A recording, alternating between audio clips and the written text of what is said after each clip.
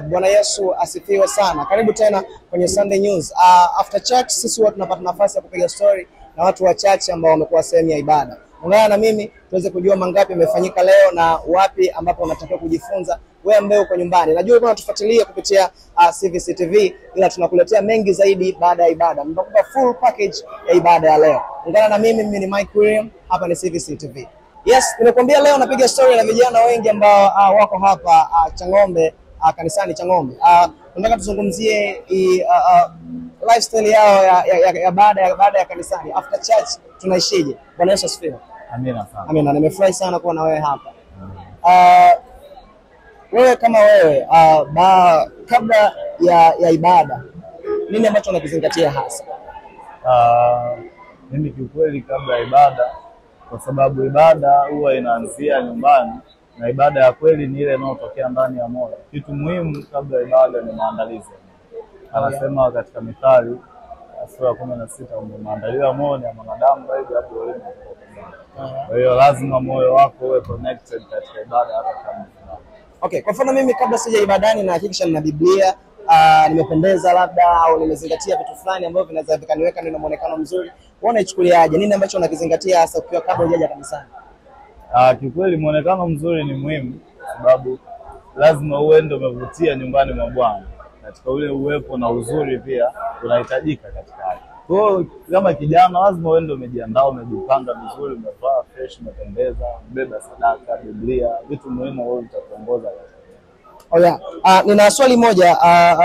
Ukipata nafasi ya kudondosha comment kwenye ibada ya leo, useme chochote kuhusu ibada ya leo. Unaizungumziaje ibada ya leo kwa jumla? Kiukweli ibada ya leo ilikuwa nzuri na tumemwona Mungu kwa namna yake.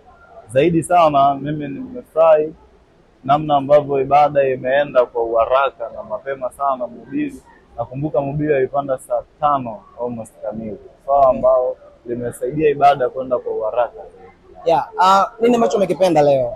Mahubiri, nyimbo, chochote ambacho umekipenda kwenye ibada ya leo kimekuvutia sana kuwepo next Sunday? Leo kilichonivutia zaidi ni ukaaji katika ibada. Leo ibadani tulikuwa tumekaa katika fellowships zetu, jumuiya za kila kanisa. Kwa swala hilo limenivutia sana. Naamini katika ibada ijayo basi tutakuwa na something different, maana kila wiki huwa tuna vitu vya tofauti na nifanya nitamani kuja tena next. Oh yeah, vitu vitatu ambavyo unaweza kumshauri mtu ambaye amekosa ibada ya leo na alitamani sana kuwepo kwenye ibada ya leo. Nini ambacho unataka kumshauri ili ibada nyingine ambayo inafanyika hapa si Changombe asikose tena? Nini ambacho unamshauri? Kwanza nipende kumpa pole aliyekosa, maana amepitwa na vingi. Oh yeah. Yeah. Lakini bado hajapoteza, kwa sababu ibada hii ilikuwa live kupitia CVC TV. Kwa ana uwezo wa kuifuatilia upya akaona yaliyopita. Lakini pia anachoweza kumshauri next Sunday basi ajiandae mapema na aweze kuweka mambo yake sawa kwa ajili ya kujua ibada. Zaidi sana cha tatu, amshirikishe Mungu, kwa sababu hata kama kuna mipango ilikwama akashindwa kufika, basi Mungu ana uwezo wa kufanya njia ili naye pia aweze kufika. Baada ya kanisani watu wengi huwa tukimaliza tunapiga story na watu, tukimaliza tunafanya vitu vingi, yani tunazungumza na watu wengi. Wewe unafanya nini baada ya kumaliza ibada? Ibada haiishii kanisani. Ibada inaenda na mtu mpaka nyumbani. Maana yake katika ile connection ambayo unaondoka nayo kanisani, basi unapaswa kwenda nao nyumbani. Kitu cha kwanza cha muhimu ni kushare good news na watu ambao hawajafika ibadani. Okay. Maana yake ukimaliza ibada unapata time ya kushare yale ambayo wewe ulijifunza ibadani. Sisi kama vijana pamoja na utandawazi na uwezo wa kuweka status vipindi fulani vya ibada. Lakini pia tunaporudi nyumbani share na familia yale mambo ambayo umejifunza. Huyu alienda kule, huyu akaenda huku, basi tunapokusanya pamoja kwa something. Okay, napata vitu vingi sana. Usiishie kupiga story tu na washikaji na nini. Kama ukimaliza ukitoka kwenye ibada, usiishie tu ku hang out na watu nini. Hakikisha kila ambacho umekipata kwenye ibada wenyewe pia wanakipata, kwa sababu Mungu amekusudia jambo wewe kwa kwenye ibada ya leo. Tunaendelea kuwa hapa, naendelea kupiga story na vijana wengi leo na usitoke. Hii ni CVC TV na mimi ni Mike William. Yes, nimekwambia napiga story na vijana baadhi ambao ni sehemu ya Changombe AC. Niko na dadangu kwa Bwana Yesu asifiwe. Amen. Amina sana, umependeza sana. Asante. Yes. Wewe kiujumla vitu gani ambavyo unavizingatia kabla hujaja kanisani? Kabla ibada vitu gani ambavyo unavizingatia sasa? Kwa kuwa mimi ni muumini na pia ni mwimbaji, Na cha kwanza kabisa ninamshukuru Mungu kwa kunipa siku mpya. Nimeweza kuiona siku mpya. Lakini pia natakiwa niombe siku yangu inaendaje, ibada yangu Mungu aipokee. So mara nyingi sana kabla sijaingia kwenye ibada huwa ninaanza kujitenga kwa ajili ya Mungu. Okay. Ibada leo, umekuwa ibadani leo. Vitu vingi ambavyo vimefanyika, ibada ilivyoenda, ukitaka kucomment chochote ambacho umekipenda kwenye ibada ya leo, au kitu gani ambacho unakiona kwamba kweli ibada ya leo nimefeel kama nipo kanisani?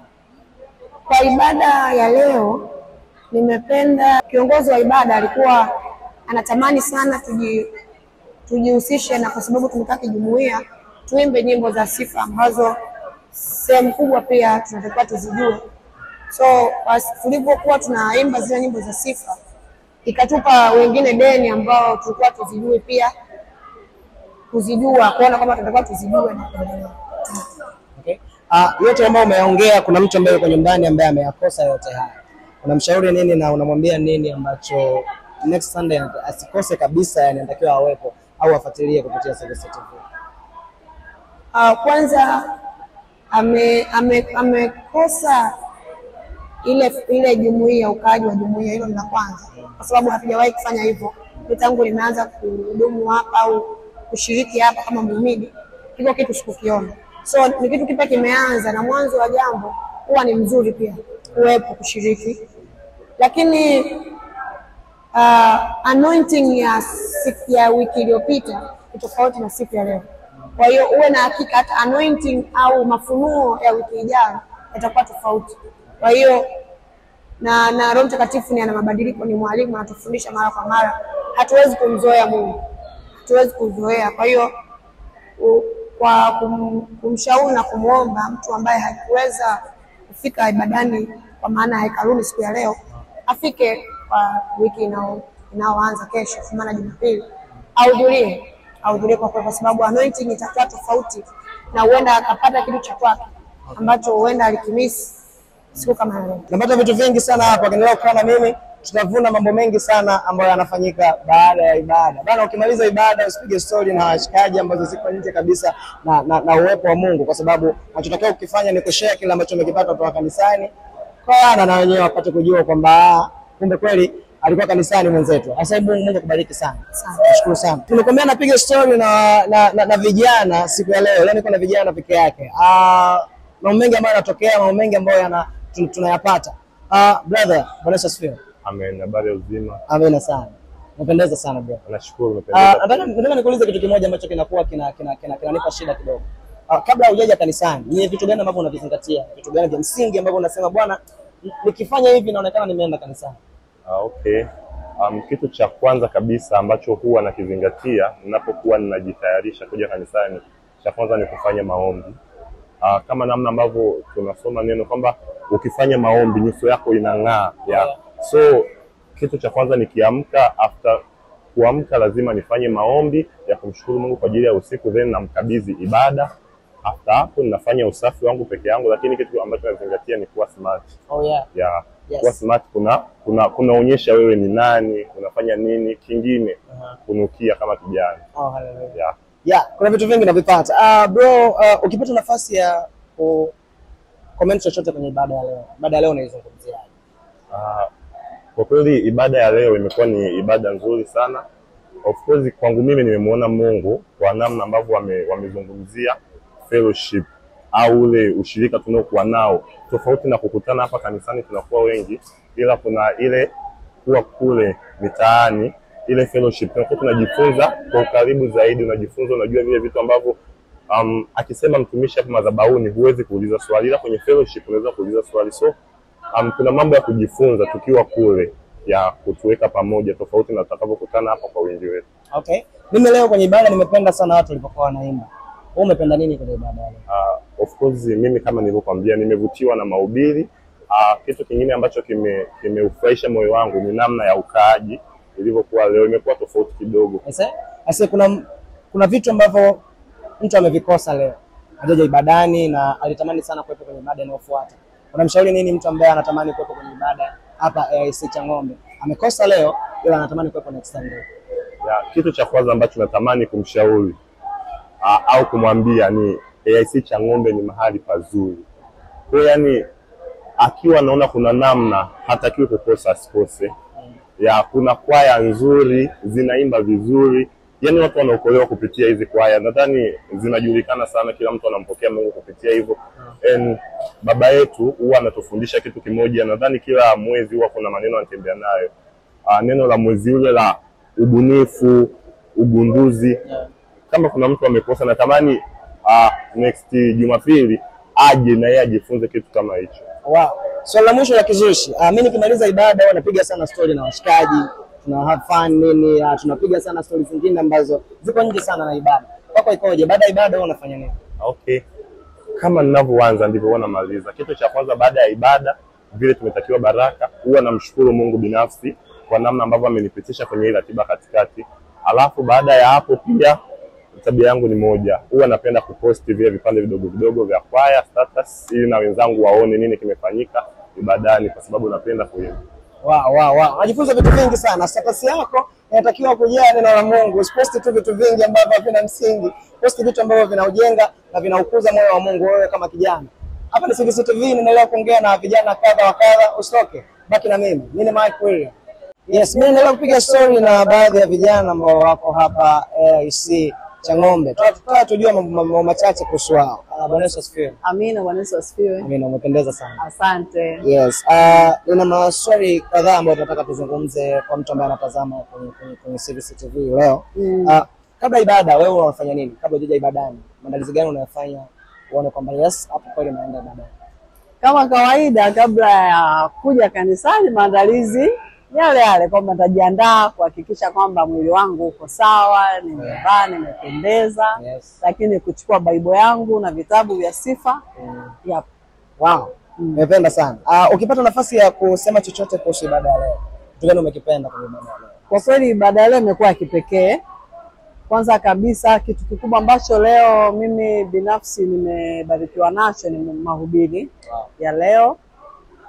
Mahubiri ya leo yamekuwa mahubiri maalum, kitu maalum.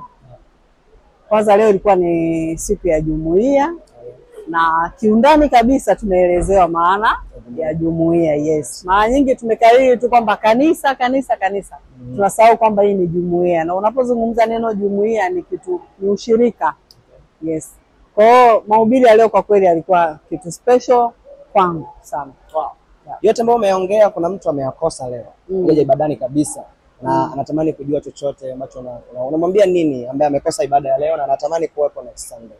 Mimi ninachosema tu usijute. Naomba unisikize kwa maneno machache tu ambayo nitakwambia. Ni kwamba ni muhimu sana kwa Mkristo kuwa na ushirika au kuwa na jumuiya.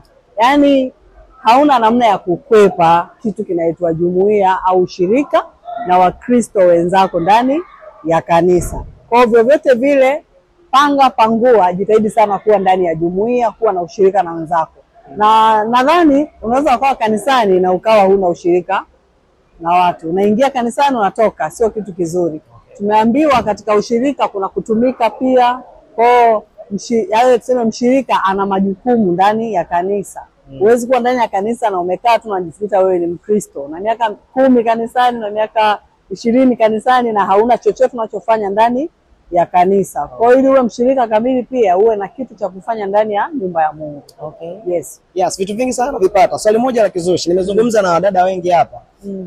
Wengi wa kutoka kanisani wanapiga story, umbea na vitu vingine. Shoga yangu nini? Hapo imekaje? Ukimaliza ibada wewe unafanya nini? Baada ya ibada ni kama hivi tunasalimiana sasa 1 2 3 nini lakini baada ya kurudi nyumbani ni muda sawa kupitia yale ambayo tumefundishwa, kuendelea kuyatafakari na kuweka kwenye matendo kwa namna moja au nyingine. Wow. Yeah. Asante sana. Hii ni CVC TV na mimi ni Mike William. Kuna vitu vingi ambavyo tunajifunza baada ya ibada. Sisi kazi yetu ni kukupa wewe full package ya ibada. Nini ambacho wewe unakifanya baada ya ibada? Nini ambacho unakifanya kabla hujaja ibadani? Kama unaweza andika comment yako hapo chini, sisi tutasoma na tutaipitia. Ni utukufu kwa Mungu.